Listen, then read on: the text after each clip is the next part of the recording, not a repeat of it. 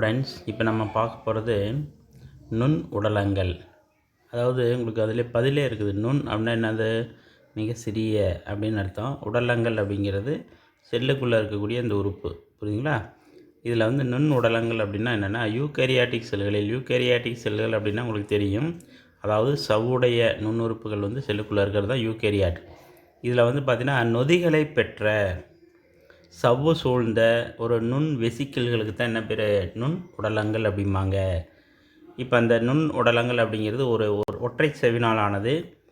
ஒரு நுண் உறுப்பு, ஒற்றை செவினை கொண்ட ஒரு நுண் உறுப்பாக நம்ம நுண் உடலங்களை சொல்கிறாங்க. எடுத்துக்காட்டுக்கு 2 கொடுத்துருக்காங்க. ஒன்று வந்து பெராக்சிசோம்கள், இன்னொன்று வந்து கிளையாக்சிசோம்கள் அப்படிங்கிற 2 எடுத்துக்காட்டுகள் நம்ம இதில் பார்க்க போகிறோம். புரியுதுங்களா? பெராக்சிசோம், கிளையாக்சிசோம் வந்து நுண் உடலங்களுக்கு எடுத்துக்காட்டு. இப்போ நம்ம ஃபஸ்ட்டு பார்க்க போகிறது பெராக்சிசோம்கள் அப்படிங்கிறத பார்ப்போம். இந்த பெராக்சிசோம்கள் அப்படிங்கிறது இதை கண்டுபிடிச்சவர், பெராக்சிசோம்களை நுண் உறுப்புகள் அப்படின்னு கண்டுபிடிச்சி சொன்னது யாருன்னா கிறிஸ்டியன் டி டுவி அப்படிங்கிறவர் 1967ஆம் ஆண்டு சொன்னார். பார்க்குறதுக்கு ஒரு சிறிய ஒரு வட்ட வடிவ ஒற்றை செவினால் சூழப்பட்ட ஒரு அமைப்பு தான் இந்த பெராக்சிசோம். சரிங்களா? இந்த பெராக்சிசோம்னுடைய வேலை என்ன அப்படின்னா ஒளி சுவாசம். உங்களுக்கு சுவாசித்தல் நிகழ்ச்சி படிச்சிருப்பீங்க. அதில் ஒளி சுவாசம், இருள் சுவாசம் அப்படிங்கிற வகையெல்லாம் இருக்குது. இதில் ஒளி சுவாசம் மற்றும் கிளைக்கோலைட் அந்த வளர்சிதை மாற்றத்தில் இந்த பெராக்சிசோம் வந்து பங்கெடுத்துக்கும். புரியுங்களா? அந்த ஒளி சுவாசம் அப்படிங்கிற நிகழ்ச்சியில் வந்து பார்த்திங்கன்னா அந்த கிளைக்கோலைட் அப்படிங்கிற ஒரு வளர்சிதை மாற்ற நிகழ்வு நடக்கும். அதில் வந்து இது பங்கு இருக்குது இந்த பெராக்சிசோம். இது பார்த்திங்கன்னா தாவர இலையினுடைய செல்களில் நிறைய பெராக்சிசோம்கள் வந்து காணப்படும் அப்படிங்கிறாங்க. பாருங்கள், பெராக்சிசோமுடைய அமைப்பு வந்து பாருங்கள், நல்லா ஒரு வட்ட வடிவமாக இருக்குங்களா? ஒரு பந்து மாதிரி இருக்கா? இது வந்து பாலூட்டிகள்னு எடுத்துட்டோம்னா, இப்போ மனிதர்கள்லாம் வந்து ஒரு மனித பாலூட்டி இனத்தில் சேருவோம். பாலூட்டிகளில் வந்து பார்த்திங்கன்னா கல்லீரல், சிறுநீரகம், அப்புறம் வந்து பார்த்திங்கன்னா புரோட்டோசோவான்கள், ஈஸ்ட்டு, இந்த மாதிரி செல்களில் இது இந்த பெராக்சிசோம்ங்கிறது அதிகமாக காணப்படுது அப்படிங்கிறாங்க. இதில் அவனுடைய அமைப்பில் வந்து பார்த்திங்கன்னா தெரியும். வெளியில் வந்து ஒரு பிளாஸ்மா சவ்வு அப்படிங்கிறது வெளியில் வந்து ஒரே ஒரு ஒற்றை சவ்வு காணப்படும். அப்புறம் உள்ளே வந்து பார்த்திங்கன்னா என்ன இருக்குது? உங்களுக்கு அந்த லிப்பிட் அப்படிங்கிற 2 அடுக்கு. மொத்தத்தில் இந்த பிளாஸ்மா சவ்வுங்கிறது 2 அடுக்குகளால் ஆனது தான் அந்த பிளாஸ்மா சவ்வு. ஒரே ஒரு அடுக்கு, பிளாஸ்மா சவ்வு அப்படிங்கிற ஒரே ஒரு அடுக்கால் ஆனது தான் அந்த இது பெராக்சிசோம் அமைப்பு. சரிங்களா? அடுத்து நம்ம கிளையாக்சிசோம் அப்படிங்கிறத பார்ப்போம். கிளையாக்சிசோம் அப்படிங்கிறது உங்களுக்கு என்ன அப்படின்னு பார்த்தோம்னா, கிளையாக்சிசோமில் வந்து கண்டுபிடிச்சி சொன்னவர் யாருன்னா ஹாரி பிவேஸ் அப்படிங்கிறவர் தான் கிளையாக்சிசோமை கண்டுபிடிச்சார். இது வந்து பார்த்திங்கன்னா தாவர செல்களில் மட்டும்தான் காணப்படுது. இது ஒரு முக்கியமானது. விலங்கு செல்லில் காணப்படாது. தாவர செல்களில் மட்டும் காணப்படும் ஒற்றை செவை கொண்ட ஒரு துணை செல் நுண்ணுறுப்பாக இது செயல்படுது, இந்த கிளையாக்சிசோம். அப்புறம் வந்து பார்த்திங்கன்னா இந்த கிளையாக்சிலேட் வழித்தடத்தில் தேவையான நொதிகளை வந்து இது வச்சுருக்குது. இந்த கிளையாக்சிசோம்ங்கிறது நொதிகள் வந்து வச்சுருக்குது. அப்புறம் முளைக்கக்கூடிய விதைகள் அதில் வந்து அதிகமாக காணப்படுது. அப்புறம் இந்த கிளையாக்சிசோம்கள் கொழுப்பு அமிலங்களின் ஆக்சிகரணம் நிகழ உதவுகின்றன. கிளையாக்சிசோம்கள் என்ன ஒன்று தான்? கொழுப்பு அமிலங்கள் ஆக்சிகரணம் நிகழ்வதற்கு உதவுகிறதா? கொழுப்பு அமிலம் உடைஞ்சு அதில் ஆற்றல் வர்றதுக்கு உதவுது. எடுத்துக்காட்டு ஆமணக்கு விதைகளில் இது நம்ம கிளையாக்சிசோம்களை பார்க்கலாம் அப்படிங்கிறாங்க. அடுத்தது ஸ்பீரோசோம்கள். அடுத்து வரக்கூடியது ஸ்பீரோசோம்கள் அப்படிங்கிறது. இப்போ ஸ்பீரோசோம்கள் அப்படின்னு எடுத்துட்டோம்னா இது வந்து கோள வடிவத்தில் கொண்டது. இதுவும் ஒற்றை செவினால் சொல்லப்பட்ட ஒரு நுண்ணுறுப்பு தான். இது எடுத்துக்காட்டு எங்கே இருக்குங்க? எண்ணெய் வித்துக்களில் உள்ள கருவூன் செல்களில் கொழுப்பு பொருளை சேமிக்கிற வேலையை வந்து இது செய்யுது அப்படிங்கிறாங்க. எண்ணெய் வித்துக்களில் காணப்படக்கூடியது. அங்கே இருக்கக்கூடிய அந்த எண்ணெய் வித்துக்களில் கருவூன் செல்களில் காணப்படும். அங்கே கொழுப்பு பொருளை சேமிக்கிறது இதனுடைய வேலை, ஸ்பீரோசோம்களுடைய வேலை. அடுத்து சென்ட்ரியோல்கள் அப்படின்னு பார்ப்போம். சென்ட்ரியோல்கள் அப்படிங்கிறது டியூபியூலின் என்ற பொருளாலான 3 தொகுப்பாக விளங்கக்கூடிய 9 புற நுண் இலைகள் அப்படிங்கிறது அந்த சென்ட்ரியோல்கள் அப்படிங்கிறத பார்த்துங்க. இப்போ படத்தில் வந்து பார்த்திங்கன்னா உங்களுக்கு தெரியும். இப்போ படத்தில் வந்து பார்த்திங்கன்னா தெரியுங்களா சென்ட்ரியோல்? அதை பார்த்திங்கன்னா மும்மூணாக இருக்கும். ஒரு செட்டு வந்து 3 நுண்ணிலைகளால் ஆனது, 3 தொகுப்பாக காணப்படுது. பாருங்கள், படத்தில் வந்து பார்த்திங்கன்னா உங்களுக்கு தெரியுது பார்த்தீங்களா? இப்போ ஃபார் எக்ஸாம்பிள் இந்த 3 இலைகள், 3னுடைய தொகுப்பு பார்த்திங்களா, 3 ஒரு தொகுப்பாக வந்து காணப்படும். இந்த மாதிரி மும்மூணாக இருக்கும் பார்த்திங்கன்னா, புரியுதுங்களா? இந்த சென்ட்ரியோல்கள் வந்து காணப்படுது. இது வந்து பார்த்திங்கன்னா சென்ட்ரியோலுடைய மையப்பகுதிக்கு பேர் ஹப் என்று பெயர். என்னுடைய மையப்பகுதிக்கு பேர் ஹப் என்று பெயர். இதில் வந்து பார்த்திங்கன்னா இந்த ஆரப்போக்கில் விரியக்கூடிய இந்த ஆரைகள் வந்து 6 அறைகள் சொல்கிறாங்க பார்த்திங்களா, இது வந்து வெளிப்புற மூவிலைகளுடன் இணைந்திருக்கும். புரியுதுங்களா? அந்த மூவிலைகள் என்னது, மொத்தம் 9 பேர் இருக்குது பாருங்கள். இதில் மொத்தம் வந்து எத்தனை பேர் இருக்குது? 9 எத்தனை இருக்குது பாருங்கள். 1 2 3 4 5 6 7 8 9 பார்த்திங்கன்னா 9 இருக்கும். புரியுதுங்களா? அந்த வெளிப்புற மூவிலைகள்ங்கிறது ஒவ்வொன்றும் 3 செட்டாக இருக்குது. மொத்தம் 9 இருக்கும். அது மாதிரி சரிங்களா? சரி, குறு இலை அல்லது கசை இலைகள் மற்றும் விலங்கு செல்லில் வந்து கதிர்கோள் இலைகள் தோற்றுவிக்கக்கூடிய கதிர்கோள் சாதனம் ஆகியவற்றை உருவாக்கும் அடி உடலங்களாக சென்ட்ரியோல்கள் திகழ்கின்றன. இந்த சென்ட்ரியோல்களுடைய வேலை என்னென்னா, கசை இலைகள் மற்றும் விலங்கு செல்லில் கதிர்கோள் இலைகள் அதை உருவாக்கக்கூடிய ஒரு சாதனமாக இந்த சென்ட்ரியோல்கள் வந்து இருக்குது. வேறு ஒன்றும் இல்லை. புரியுதுங்களா? கசை இலைகள் பார்த்துருப்பீங்க, பாக்டீரியா இதிலெல்லாம் கசை இலைகள் பார்த்துருப்பீங்க, குறு இலை பார்த்துருப்பீங்க. அதை உருவாக்குறதுக்கு இந்த சென்ட்ரியோல்கள் பயன்படுது. விலங்கு செல்களில் வந்து இந்த செல் பிரிதல் நடக்கும் பார்த்திங்களா, செல் பிரிதல் நடக்கும்போது உள்ளே வந்து பார்த்திங்கன்னா அந்த குரோமோசோமில் வந்து அதனுடைய துருவ பகுதிகளுக்கு எழுதிட்டு போகிறதுக்கு கதிர்கோள் இலைகள் தோன்றும். ஸோ அந்த கதிர்கோள் இலைகள் தோன்றுவதற்கு ஒரு பேசிக்காக அடி உடலங்களாக இந்த சென்ட்ரியோல்கள் வந்து இருக்குது அப்படிங்கிறாங்க. இது பார்த்திங்கன்னா சவ்வினால் சூழப்படாத ஒரு செல் நுண்ணுறுப்பு தான் இந்த சென்ட்ரியோல்கள். கேட்கலாம், சவ்வினால் சூழப்படாத ஒரு நுண்ணுறுப்பு அப்படின்னு கேட்டால் எதை சொல்லுவோம் நம்ம? இந்த சென்ட்ரியோல்கள் தான் அப்படின்னு சொல்லுவாங்க. புரியுதுங்களா? அதனால் இது ஒரு 1 மார்க்கில் கேட்கலாம். அதனால் அதை நோட் பண்ணிக்கோங்க. சவ்வினால் சூழப்படாத ஒரு செல் நுண்ணுறுப்பு அப்படின்னா இந்த சென்ட்ரியோல் அப்படிங்க ஞாபகம் வச்சுக்கோங்க. சரிங்களா? ரைட். அடுத்து நெக்ஸ்ட்டு வந்து பார்த்திங்கன்னா வாக்குவோல்கள். அடுத்து நம்ம பார்க்க போகிறது வாக்குவோல்கள். தாவர செல்லில் வந்து பார்த்திங்கன்னா நல்லா பெருசாக தெரியும், நல்லாவே தெரியும். வாக்குவோல்கள் தாவர செல்களில் பெரிதாக காணப்படும். இந்த வாக்குவோலை சுற்றி இருக்கக்கூடிய அந்த சவ்வுக்கு பேர் டோனோபிளாஸ்ட் அப்படிங்கிற ஒரு ஒற்றை செவினால் சூழப்பட்டது அந்த வாக்குவோல்கள். அதில் வந்து பார்த்திங்கன்னா அந்த உள்ளே இருக்கக்கூடிய செல் சாறு இருக்குது பார்த்திங்களா, அந்த வாக்குவோலுக்கு உள்ளே இருக்கக்கூடிய ஒரு செல் சாறு மாதிரி இருக்கும். அதில் என்னென்ன இருக்குன்னா சர்க்கரை, அமினோ அமிலங்கள், கனிம உப்புக்கள் மற்றும் வேதிய கழிவுப் பொருட்கள், அப்புறம் ஆந்தோசைனின் நிறமிகள் கரைந்த நிலையில் காணப்படுகிறது. இதெல்லாம் வந்து எதில் இருக்குதா? இந்த வாக்குவோலில் உள்ளே இருக்கக்கூடிய அந்த சாறு பார்த்திங்களா, அதில் வந்து இருக்கக்கூடியது சர்க்கரை, அமினோ அமிலம், கனிம உப்பு, வேதிய கழிவுப் பொருள், ஆந்தோசைனின் நிறமி கரைந்த நிலையில் காணப்படுது. இப்போ பீட்ரூட் பார்த்துருப்பீங்க. பீட்ரூட் செல்களில் அந்த வாக்குவோல்களில் வந்து பார்த்திங்கன்னா ஆந்தோசைனின் நிறமி அதிகமாக இருக்கும். புரியுதுங்களா? ஏன்னா பீட்ரூட் வந்து என்ன கலரில் இருக்குது? சிவப்பு கலரில் பார்த்திங்களா அந்த கலர், அந்த பிங்க் கலர் காரணம் வந்து அந்த ஆந்தோசைனின் நிறமி தான். ஸோ அதனால் வாக்குவோலில் வந்து அதிகமாக அந்த நிறமி இருக்கும். அதனால தான் பீட்ரூட் வந்து அந்த கலராக இருக்கும். அப்புறம் டானின் பொருட்கள். டானின்கிற பொருட்கள் வந்து செல்லில் வந்து சேகரம் அடைய அப்படின்னு என்ன அர்த்தம்? சேமிப்பு. டானின் பொருட்களை வந்து சேமிக்கிறதுக்கு இந்த வாக்குவோல்கள் வந்து பயன்படுது. அப்புறம் சவ்வூடு பரவுதல் மூலமாக நீர் செல்லை உள்ளே சென்றடைவதற்கு வாக்குவோல்கள் பயன்படுது. அதாவது ஒரு செல்லுலேருந்து இன்னொரு செல்லுக்கு வந்து நீர் வந்து கடத்தப்படுறதுக்கு இந்த சவ்வூடு பரவுதல் நிகழ்ச்சி மூலமாக இந்த வாக்குவோல்கள் வந்து உதவுது அப்படிங்கிறாங்க. ப்ளஸ் பிளாஸ்மா சவ்வு சிதைவடைந்த செல்களை நீரில் இடும்போது அவற்றுள் சவ்வூடு பரவல் மூலம் நீர் உட்செலுவதை ஒழுங்குபடுத்த இவை உதவுகிறது. அதாவது வந்து பிளாஸ்மா சவ்வு என்ன செய்யுதுன்னா, உங்களுக்கு சிதைவடைந்த செல்களை நீரில் இடும்போது அவற்றுள் சவ்வூடு பரவல் மூலம் நீர் உட்செலுவதை ஒழுங்குபடுத்த, அதாவது தண்ணி வந்து உள்ளே போகிறதுக்கு, செல்லுக்குள்ளே போகிறதுக்கு ஒழுங்குபடுத்துறது இந்த வாக்குவோல்கள் தான். தாவர வாக்குவோல்களுடைய முக்கியமான வேலை என்னென்னா, நீரின் அழுத்தமான விறைப்பழுத்தம் அதை வந்து நிலைநாட்ட செய்வது இதனுடைய முக்கியமான வேலை. இந்த வாக்குவோல்களுடைய வேலை தாவர செல்களில் விறைப்பழுத்தத்தை நிலைநாட்டுவது இதனுடைய வேலை. அப்புறம் இந்த செயல், இந்த விறைப்பழுத்த செயல் இருக்குது பார்த்திங்களா, இந்த விறைப்பழுத்த செயல்னால் என்ன அப்படின்னா, தாவரத்தினுடைய வடிவுருவம், அந்த வடிவுருவம், ஒரு செல்லினுடைய வடிவுருவத்தை கட்டமைக்கிறதுக்கு தான் இந்த விறைப்பு அழுத்தம் உருவாகுது. இந்த மாதிரி பொருட்களை சேமிக்கிறது, ஒதுக்கம் அடையும் இலக்குகளாக வாக்குகோள்கள் வந்து திகழ்கிறது அப்படிங்கிறாங்க. இப்போ செல்லில் வந்து பார்த்திங்கன்னா உள்ள பெரும்பாலான சுக்ரோஸ் சேர்மங்கள் தாவர வாக்குகோளில் தான் சேமிக்கப்படுகிறது. செல்லில் இருக்கக்கூடிய சுக்ரோஸ் புரியுதுங்களா, அந்த சர்க்கரை சுக்ரோஸுங்கிற சர்க்கரை சேர்மங்கள்லாம் இதில் தான் சேமிக்கப்படுகிறது, இந்த வாக்குகோள்களில் சேமிக்கப்படுகிறது.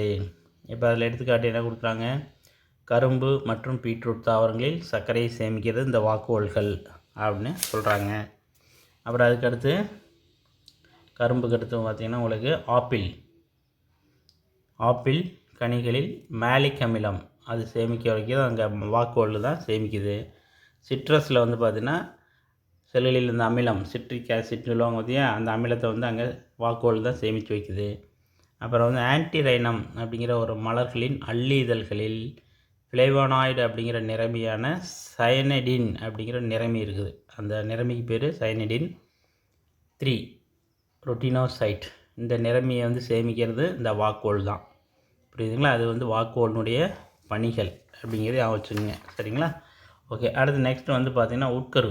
அடுத்து வந்து நம்ம பார்க்க போகிறது உட்கரு வந்து மிக முக்கியமான ஒரு அமைப்பு. செல்லில் வந்து தாவர செல்லாக இருக்கட்டும், விலங்கு செல்லாக இருக்கட்டும், உட்கரு அப்படிங்கிறது மிக முக்கியமானது. செல்லினுடைய மையத்தில் காணப்படக்கூடிய அனைத்து செயல்களும் கட்டுப்படுத்தக்கூடியது இந்த உட்கரு. புரியுதுங்களா, இப்போ அந்த படத்தை காமிக்கிறேன் பாருங்கள். உட்கருனுடைய அமைப்பை முதல்ல பார்க்கலாம். இப்போ அந்த உட்கருனுடைய அமைப்பு பாருங்கள். செல்லுக்குள்ளே காணப்படக்கூடிய ஒரு முக்கியமான நுண்ணுறுப்பு உட்கரு. இது வந்து பார்த்திங்கன்னா செல்லினுடைய எல்லா செயல்களையும் கட்டுப்படுத்துது. இந்த உட்கரு வந்து பாரம்பரிய பண்புகள் வெளிப்பட காரணமாக இருக்குது. இப்போ ஒரு தலைமுறையிலேருந்து இன்னொரு தலைமுறைக்கு பண்புகள் கடத்தப்படுதுன்னு சொல்கிறோம் பார்த்தீங்களா, அப்பாவை போல் பிள்ளை இருக்கேன், அம்மாவை போல் பிள்ளை இருக்குன்னு சொல்கிறாங்களா, அந்த பண்புகள் மரபு பண்புகள் எதில் தான் இருக்குது, இந்த உட்கருவில் தான் இருக்குது. அந்த வெளிப்படுறதுக்கு காரணம் இந்த உட்கரு தான். மற்ற செல் நுண்ணுறுப்புகளை காட்டிலும் இது கொஞ்சம் பெருசாக இருக்கும். புரியுதுங்களா, மற்ற செல்லுக்குள்ளே இருக்கக்கூடிய நுண்ணுறுப்புகளை விட இந்த உட்கரு வந்து கொஞ்சம் பெருசாக இருக்கும். இது வந்து கோள வடிவம், கனசதுர வடிவம், பலகோண வடிவம், தட்டு வடிவம், இந்த மாதிரி வடிவத்தை பெற்றது இந்த உட்கரு. புரியுங்களா, சரி. அப்புறம் இதில் வந்து பார்த்திங்கன்னா உள் மற்றும் வெளி என இரட்டை செவ்விலால் ஆன உட்கரு உரையை வந்து கொண்டிருக்கும். இதில் வந்து பார்த்திங்கன்னா 2 உரைகள் வந்து காணப்படும். உட்கரு உரைகள் வந்து பார்த்திங்கன்னா 2 உரைகள் காணப்படும். இங்கே கொடுத்துருக்காங்க பார்த்திங்களா, உட்கரு உரை இரட்டை சவ்வினால் ஆனது. சரிங்களா, சரி.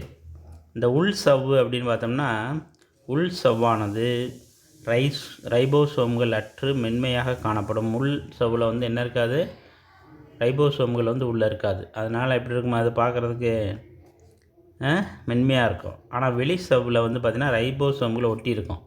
அப்போ வெளியில் வந்து பார்த்திங்கன்னா இந்த முட்டையாக இருக்குது பார்த்திங்களா, இதுதான் வந்து ரைபோசோம். முட்டையாக ஒட்டியிருக்கு பார்த்திங்களா. அப்போ வெளி சவ்வில் ஒட்டியிருக்கனால அது என்னது, ஒரு சொரசொரப்பாக ஒழுங்கற்ற இடைவெளியிலுடன் இது காணப்படும். இது எதோட ஒட்டியிருக்குன்னா எண்டோபிளாச வலையுடன் இந்த வெளிச்சவு வந்து ஒட்டியிருக்கும். எண்டோபிளாச வலைப்பின்னல் படித்தோம்ல, அதோட இந்த எண்டோபிளாச வலைப்பின்னலோட இந்த உட்கருடைய வெளிச்சவு வந்து தொடர்பு இருக்கும், ஒட்டியிருக்கும் அப்படிங்கிறாங்க, தொடர்பு கொண்டிருக்கும். புரியுங்களா. அப்புறம் இந்த சவ்வில் வந்து பார்த்திங்கன்னா துளைகள் வந்து நிறைய காணப்படும். வெளி சவ்வில் வந்து துளைகள் காணப்படுது. இந்த துளைகளுக்கு பேர் உட்கரு துளைகள் அப்படின்னு பேர். அதுக்கு பேர் என்ன சொல்லுவாங்க, உட்கரு துளைகள். இந்த கீழே கொடுத்துருக்காங்க பார்த்திங்களா, உட்கரு துளை. இந்த வெளி சவ்வில் வந்து பார்த்திங்கன்னா ஓட்டையாக இருக்கும், அதுக்கு பேர் உட்கரு துளை அப்படின்னு சொல்லுவாங்க. அப்புறம் இந்த துளை எதுக்கு பயன்படுது அப்படின்னா, இந்த துளை மூலமாக தான் mRNA, ரைபோசோமல் அலகுகள், புரதங்கள் மற்றும் பிற பெரிய மூலக்கூறுகள் வந்து பரிமாற்றம் அடைகிறதுக்கு இந்த துளைகள் வந்து பயன்படுதான். புரியுதுங்களா. இப்போ இந்த உட்கருவுக்குள்ளே இருக்கக்கூடிய பொருட்கள் வெளியில் வர்றது அல்லது வெளியிலேருந்து அந்த உட்கருவுக்குள்ளே போகிறது எல்லாமே எது வழியாக தான் நடக்குது, இந்த உட்கரு துளை வழியாக தான் நடக்கும். அதான் இந்த mRNA, இந்த ரைபோசோம்கள் அதனுடைய அலகுகள், புரதங்கள் மற்ற மூலக்கூறுகள் பரிமாற்றம் அடைகிறது இந்த வழியாக தான் நடக்குது. புரியுங்களா. இந்த ஒவ்வொரு துளையும் பார்த்திங்கன்னா அனுலஸ் அப்படிங்கிற ஒரு வட்ட அமைப்பினால் சூழப்பட்டுள்ளது. அந்த துளையை சுற்றி இருக்கக்கூடிய அமைப்பு பேர் என்னது, அனுலஸ். அதுக்கு பேர் அனுலஸ். ஸோ அந்த துளையும் அனுலஸும் சேர்ந்து துளை கூட்டமைப்பு ஆகும் அப்படிங்கிறாங்க. அந்த ஓட்டை இருக்குது பார்த்திங்களா, அதையும் அந்த அனுலஸும் சேர்ந்து அதுக்கு பேர் துளை கூட்டமைப்பு அப்படிம்பாங்க. அதேமாரி இந்த 2 சவ்வு இருக்குது பார்த்திங்களா, அதுக்கு இடையில் வந்து ஒரு இடைவெளி இருக்கும். அதுக்கு பேர் உட்கரு புறவெளி என்று பெயர். அந்த 2 சவ்வு இருக்குது பார்த்திங்களா, வெளிச்சவ்வு உட்சவ்வு, அதுக்கு இடையில் இருக்கக்கூடிய அந்த இடைவெளிக்கு என்ன பேர்? உட்கரு புறவெளி அப்படின்னு பேர், அதுக்கு பேர். அப்புறம் உட்கரு உள்வெளி. உட்கருனுடைய உள்வெளியில் ஒரு என்ன இருக்குன்னா ஜெலாட்டினஸ் ஒரு மேட்ரிக்ஸ். உட்கருனுடைய உள் பாகம் இருக்குது பார்த்திங்கன்னா, உள்ளே வந்து பார்த்திங்கன்னா உட்கரு பிளாசம் அப்படிங்கிறது உள்ளே காணப்படும். உட்கரு பிளாசம் அப்படிங்கிறது உள்ளே காணப்படும். அது என்ன சொல்லுவாங்க? நியூக்ளியோ பிளாசம் அப்படின்னு சொல்கிறாங்க பார்த்திங்களா. உள்ளே வந்து நியூக்ளியோ பிளாசம்ங்கிறது ஒன்று தான், உட்கரு பிளாசம்னாலும் ஒன்று தான். புரியுங்களா? அதில் அந்த காமிக்கப்பட்டிருக்க உட்கரு பிளாசம் இருக்கும். இங்கே இருக்கக்கூடிய பச்சை கலரில் இருக்குது பார்த்திங்களா, அது ஒரு மேட்ரிக்ஸ். ஜெலாட்டினால் ஆனால் ஒரு மேட்ரிக்ஸ். மேட்ரிக்ஸில் வந்து பார்த்திங்கன்னா என்ன இருக்கேன்? செறிவற்று பரவலாக காணப்படக்கூடியது என்ன அப்படின்னா குரோமேட்டின் வலைப்பின்னல்கள் அங்கே காணப்படும். இதில் தான் என்ன இருக்குமா? குரோமேட்டின் வலைப்பின்னல்கள். அப்புறம் வந்து நியூக்ளியோலஸ். புரியுதுங்களா?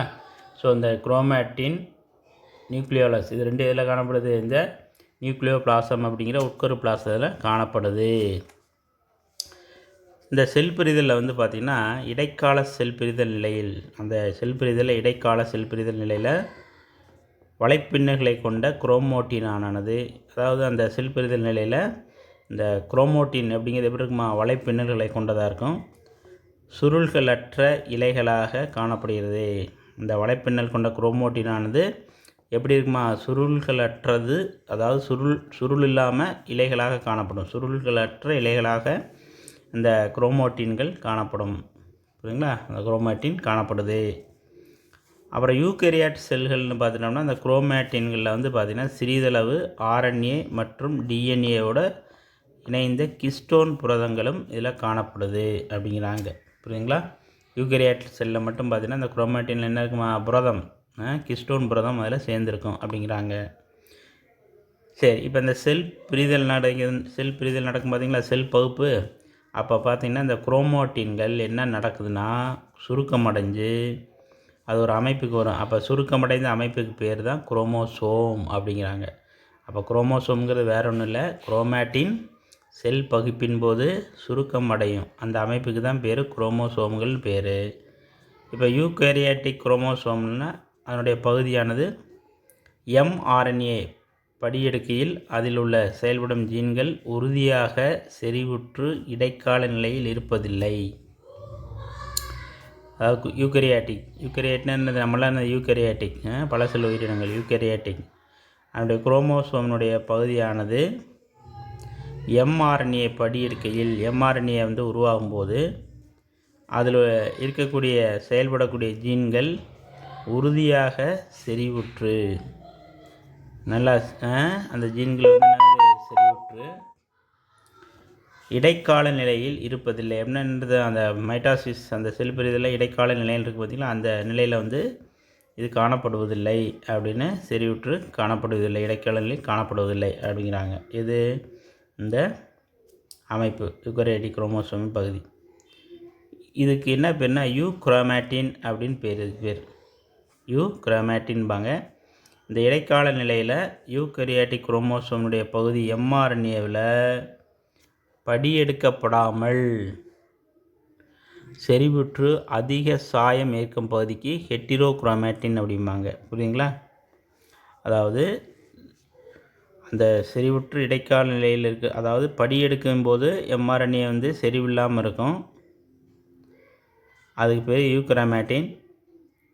அதே நேரத்தில் படியெடுக்கப்படாமல் இருக்கும்போது அந்த செறிவுற்று அதிகமாக இருந்துச்சுன்னா அதுக்கு பேர் என்னது? ஹெட்டிரோக்ரோமேட்டின் அப்படின்னு சொல்கிறாங்க. அதை புரியுங்களா? சரி, இப்போ இந்த உட்கருவில் வந்து பார்த்திங்கன்னா 1 அல்லது பல எண்ணிக்கையில் காணப்படக்கூடிய சிறிய செறிவுற்ற கோள வடிவ சவ்வு சூழ்ந்திராத அமைப்புகளுக்கு பேர் நியூக்ளியோலஸ். இந்த உட்கருவுக்குள்ளே ஒரு அமைப்பு இருக்குது பார்த்திங்களா, அதான் நியூக்ளியோலஸ். இப்போ சொன்ன பார்த்திங்களா, இதான் வந்து நியூக்ளியோலஸ் அப்படிங்கிறது உள்ளே இருக்கிறது ஒரு கோள வடிவத்தில். அதில் வந்து என்ன இருக்காது? சவ்வு வந்து சூழ்ந்திருக்காது, சவ்வு இருக்காது, அதில் சவ்வுலாம் காணப்படாது. அப்புறம் டிஆர்என்ஏ மற்றும் டிஆர்என்ஏ உருவாக்குறதுக்கு தேவையான ஜீன்களை இந்த நியூக்ளியோலஸ்குள்ளே இருக்குமா. நியூக்ளியோலஸில் என்ன இருக்குது? டிஆர்என்ஏ மற்றும் ஆர்என்ஏ உருவாகிறதுக்கு தேவையான ஜீன்களை வந்து அந்த நியூக்ளியோலஸ் பெற்றிருக்குது அப்படிம்பாங்க. சரி, இப்போ அந்த நியூக்ளியஸினுடைய இந்த உட்கருன்னு சொல்ல பார்த்தீங்களா, அதனுடைய பணிகள் என்னென்ன அப்படிங்கிறத பார்ப்போம். இப்போ உட்கருனுடைய பணிகள் அப்படின்னு எடுத்துட்டோம்னா, முக்கியமான பணி என்ன? அனைத்து செயல்களையும் கட்டுப்படுத்துறது உட்கரு தான். செல்லினுடைய செயல்கள் அனைத்துமே கட்டுப்படுத்துறதுல இந்த உட்கரு பங்கு எடுத்துக்குது. மற்ற பாரம்பரிய செய்திகளை வந்து சேமித்து வைக்குது. மரபு பண்புகள் சொல்கிறோம் பார்த்தீங்களா, அந்த ஒரு தலைமுறையிலிருந்து இன்னொரு தலைமுறைக்கு பண்புகள் கடத்தப்படுவது சேமித்து வைக்கப்படுகிறது. அப்புறம் புரதம் மற்றும் நொதிகள் உருவாவதற்கு தேவையான அந்த மரபு செய்தியும் இந்த டிஎன்ஏல இருக்குது. டிஎன்ஏங்க எங்கே இருக்குது? உட்கருவுக்குள்ளே தான் இருக்கும். டிஎன்ஏ உட்கருவுக்குள்ளே தான் இருக்குல்ல. அப்போ அந்த டிஎன்ஏ அந்த புரதம் நொதி உருவாக தேவையான செய்தியை அதில் தான் அடங்கியிருக்குது. அதேமாதிரி டிஎன்ஏ இரட்டிப்பாதல், டிஎன்ஏ வந்து படியெடுத்தல், இந்த நிகழ்வுகள் நடத்துறது இந்த உட்கரு தான். ஏன்னா டிஎன்ஏ இரட்டிப்பாதல், படியெடுத்தல் இந்த நிகழ்ச்சி நடந்தால் தான் நமக்கு அடுத்து புரதம் உற்பத்திங்கிற நிகழ்ச்சி நடக்கும். சரிங்களா? அப்புறம் நியூக்ளியோலஸ், இதுக்குள்ளே வந்து பார்த்திங்கன்னா ரைபோசோம்கள் தோன்றுதல் எதுக்குள்ளே தான் நடக்குது? இந்த நியூக்ளியோலஸுக்குள்ளே தான் நடக்குது. அப்போ அந்த நியூக்ளியோலஸ் எதுக்குள்ளே இருக்குது? அந்த நியூக்ளியஸ் உட்கருவுக்குள்ளே காணப்படுது. அப்போ அந்த உட்கரு இருக்கிறனால தான் அந்த நியூக்ளியோலஸ் உள்ளே இருக்குது. இந்த நியூக்ளியோலஸில் தான் என்ன நடக்குது?